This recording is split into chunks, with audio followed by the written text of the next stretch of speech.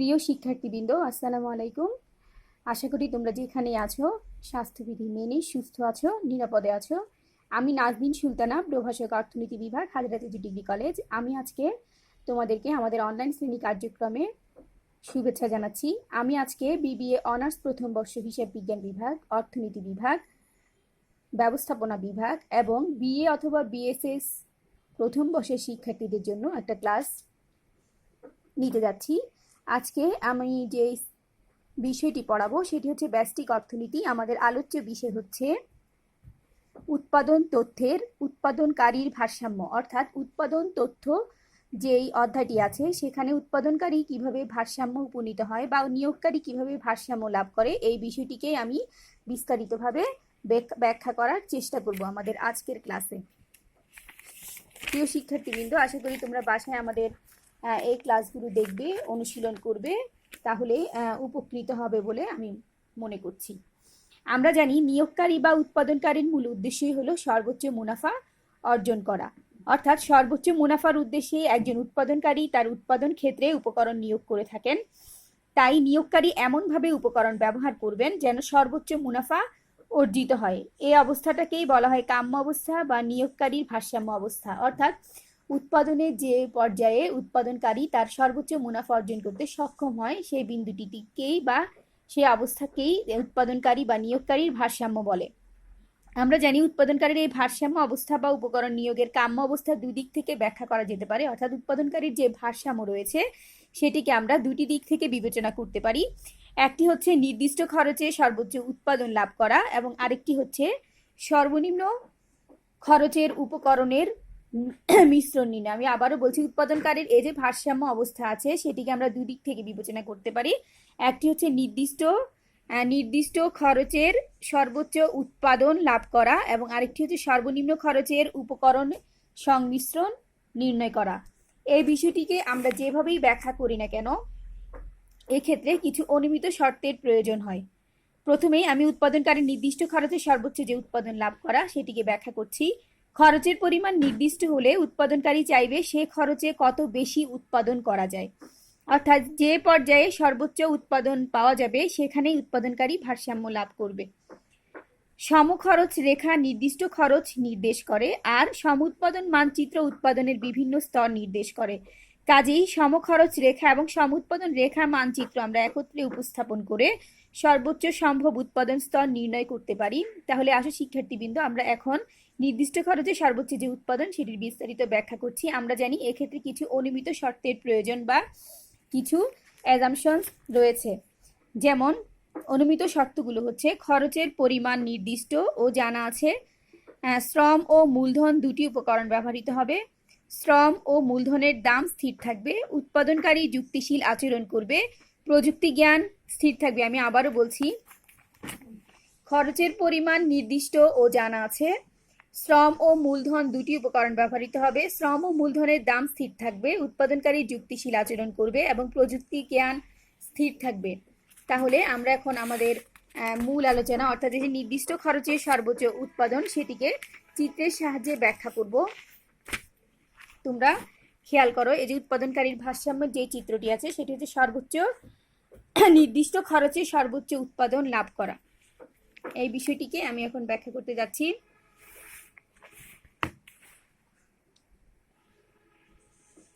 এক্ষেত্রে ভূমি অক্ষে শ্রম এবং লম্ব অক্ষে মূলধন ধরা হয়েছে, অর্থাৎ উল্লিখিত এতক্ষণ আমি যে অনুমিত শর্তগুলো বললাম সেই অনুমিত শর্তের আলোকে বা শর্তের উপর ভিত্তি করে নির্দিষ্ট খরচের সর্বোচ্চ উৎপাদন স্তর আমি এখন চিত্রে ব্যাখ্যা করতে যাচ্ছি। দেখো, তোমরা একটি চিত্র দেখতে পাচ্ছ যেখানে EP1, EP2 এবং EP3 হচ্ছে তিনটি সমউৎপাদন রেখা। আমি আবারও বলছি, আমি এখন চিত্রে নির্দিষ্ট খরচের সর্বোচ্চ উৎপাদন লাভের বিষয়টি ব্যাখ্যা করছি। দেখো, চিত্রে ভূমি অক্ষে শ্রম, খেয়াল করো তোমরা, চিত্রে ভূমি অক্ষে শ্রম, লম্ব অক্ষে মূলধন ধরা হয়েছে। যে লম্ব অক্ষ ও ওয়াই অক্ষ সেখানে মূলধন ধরা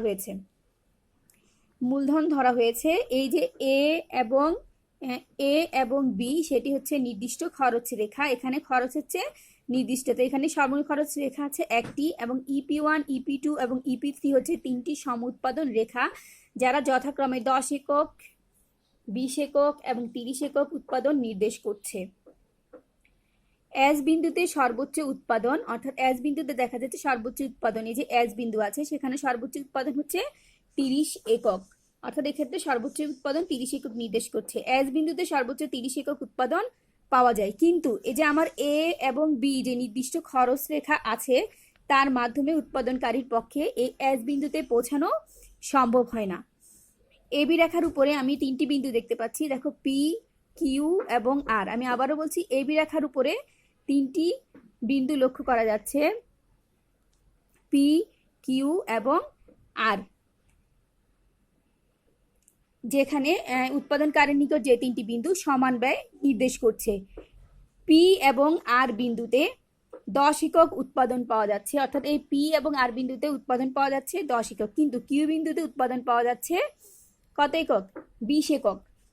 কাজেই এখানে কিউ হচ্ছে আমার ভারসাম্য বিন্দু, কারণ যেখানে সমখরচ রেখার অধীনে উৎপাদনকারী সর্বোচ্চ উৎপাদন পেতে পারে। যেহেতু আমি এস বিন্দুতে এই এবি সমখরচ রেখা দ্বারা এস বিন্দুতে পৌঁছাতে পারবো না, আমার যেই খরচ আছে সেটার মাধ্যমে আমাকে EP1 অথবা EP2 এই দুইটি রেখার মাধ্যমে উৎপাদন করতে হবে, যেখানে বিন্দু আছে পি, কিউ এবং আর। এই পি, কিউ এবং আর বিন্দুর মধ্যে কিউ বিন্দুতে যদি আমি উৎপাদন করি তাহলেই ভারসাম্য লাভ করব, যেখানে সর্বোচ্চ উৎপাদন হচ্ছে 20 একক এবং পি এবং আর বিন্দুতে উৎপাদন হচ্ছে 10 একক।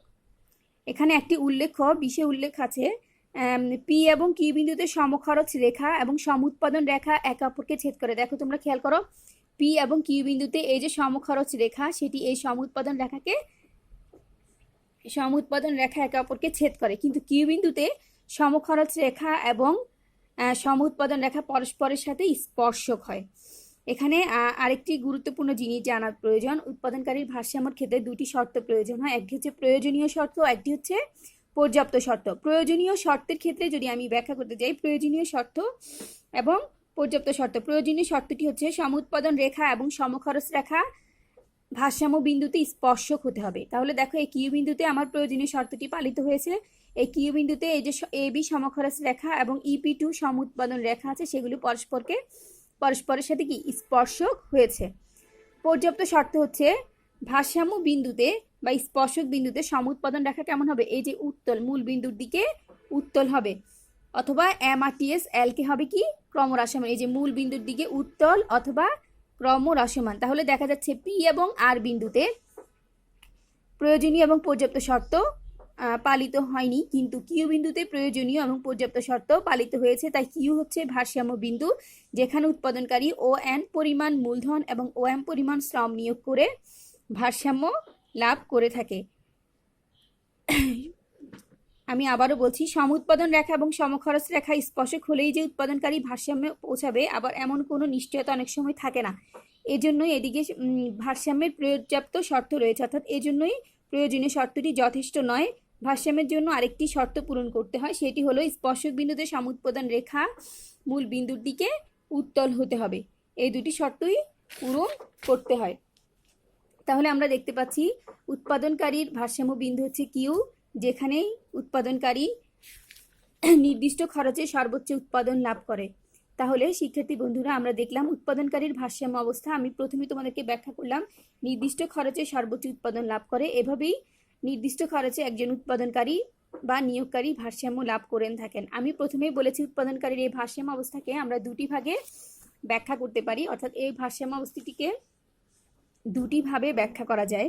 প্রথমটি আমি এতক্ষণ ব্যাখ্যা করলাম, অর্থাৎ প্রথমটি ছিল নির্দিষ্ট খরচে সর্বোচ্চ উৎপাদন লাভ। এখন আমি দ্বিতীয় যে পদ্ধতি আছে সেটি ব্যাখ্যা করব, সেটি হচ্ছে সর্বনিম্ন খরচের উপকরণের মিশ্রণ নির্ণয়, অর্থাৎ সর্বনিম্ন খরচের উপকরণ মিশ্রণ।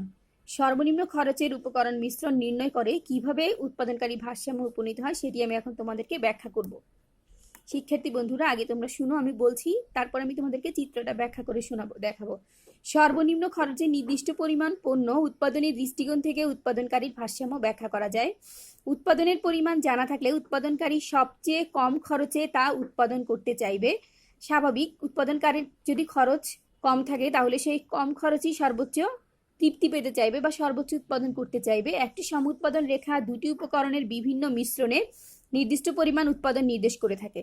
আবার সমখরচ রেখা নির্দিষ্ট খরচ নির্দেশ করে। উৎপাদনকারীর উদ্দেশ্য হচ্ছে সবচেয়ে কম খরচের উপকরণের মিশ্রণটি নির্ণয়। কাজেই সমখরচ রেখা এবং সমউৎপাদন রেখার সাহায্যে সর্বনিম্ন খরচের উপকরণ মিশ্রণ নির্ণয় করা যায়। এক্ষেত্রে অনুমিত শর্তগুলো আগের মতোই থাকবে, অর্থাৎ উৎপাদনের পরিমাণ নির্দিষ্ট ও জানা আছে। আমি অনুমিত শর্তগুলো বলছি। উৎপাদনের পরিমাণ নির্দিষ্ট ও জানা আছে। এল এবং কে অর্থাৎ লেবার এবং ক্যাপিটাল দুটি উপকরণ ব্যবহৃত হয়। এল এবং কে এর উপকরণের দাম স্থির থাকবে, প্রযুক্তি জ্ঞান স্থির থাকবে এবং উৎপাদনকারী যুক্তিশীল আচরণ করবে। তাহলে শিক্ষার্থী বন্ধুরা আসে আমরা এখন ব্যাখ্যা করি। এক্ষেত্রেও দেখো, এখন আমি উৎপাদনকারীর ভারসাম্যটা সর্বনিম্ন খরচের উপকরণের মিশ্রণের সাহায্যে ব্যাখ্যা করবো। এক্ষেত্রেও দুইটা অক্ষ লাগছে, ভূমি অক্ষ হচ্ছে ও এক্স এবং লম্ব অক্ষ হচ্ছে ও ওয়াই। চিত্রে ও এক্স অক্ষে যথাক্রমে শ্রম এবং ও ওয়াই অক্ষে মূলধন ধরা হয়েছে। দেখো চিত্রে ও এক্স অক্ষে শ্রম এবং ও ওয়াই অক্ষে মূলধন ধরা হয়েছে। মূলধন ধরা হয়েছে।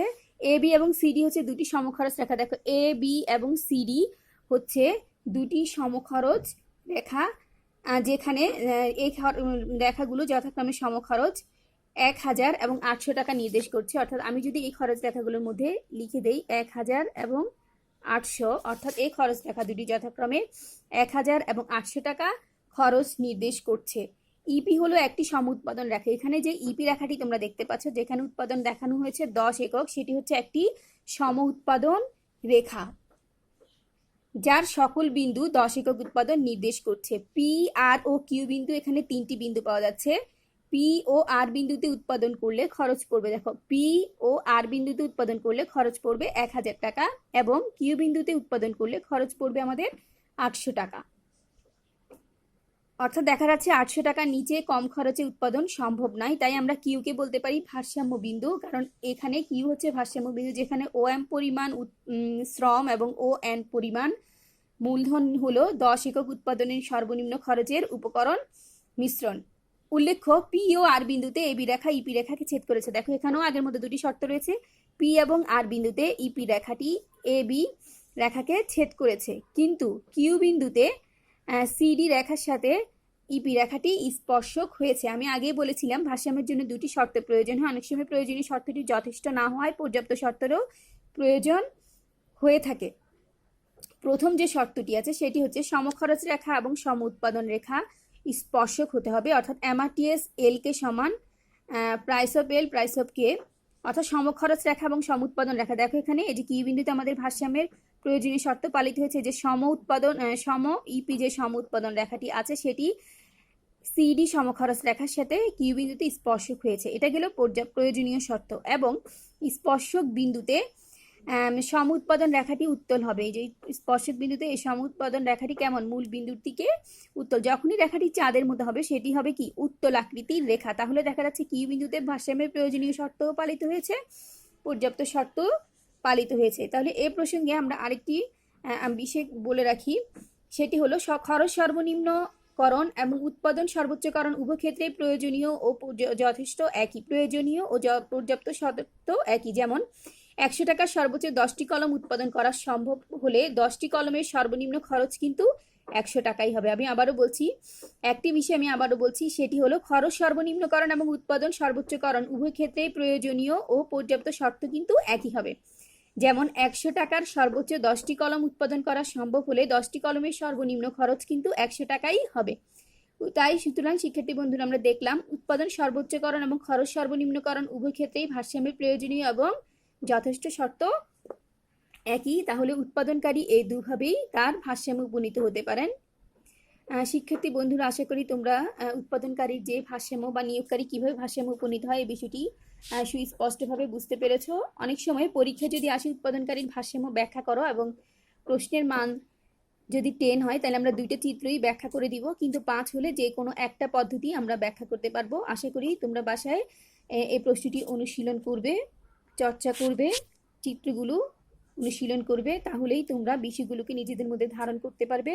তোমরা যে যেখানে আছো স্বাস্থ্যবিধি মেনে নিরাপদ দূরত্ব অবস্থান করে ভালো থাকো, পড়ালেখা চালিয়ে যাও। সে পর্যন্ত তোমাদের সুস্থতা ও দীর্ঘায়ু কামনা করে আমি আমার আজকের ক্লাস এখানেই শেষ করছি। খুব শীঘ্রই আবার তোমাদের সামনে আরেকটি ক্লাস নিয়ে হাজির হব। ধন্যবাদ সবাইকে।